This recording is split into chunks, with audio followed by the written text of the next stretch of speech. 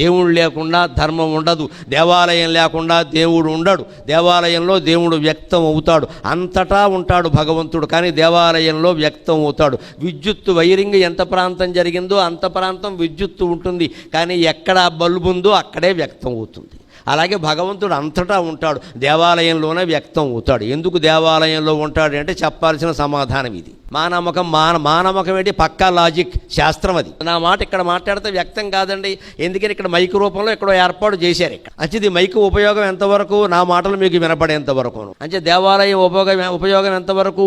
గుండెల్లో దేవుణ్ణి కనుక్కునే వరకు గుడిలో దేవుళ్ళకి మనం కనిపెట్టాలి, వెళ్ళాలి, గుడిని కాపాడుకోవాలి. గుండెల్లో శివుణ్ణి కనుక్కోగలిగిన వాడు గుడిలోకి వెళ్ళడం మానేయచ్చు, అభ్యంతరమే. గుడిలో ఉన్న శివుడు, గుండెల్లో ఉన్న శివుడు ఒక్కరే, కానీ ఇది కనిపెట్టడానికి గుడిలోకి వెళ్ళాలి. మనం ఆ దేవాలయాన్ని కాపాడుకోవాలి. ఒక్క దేవాలయాన్ని కాపాడుకుంటే ఇందాక చెప్పుకున్న ధర్మ, అర్థ, కామ, మోక్షాలు 4 సాధించవచ్చు.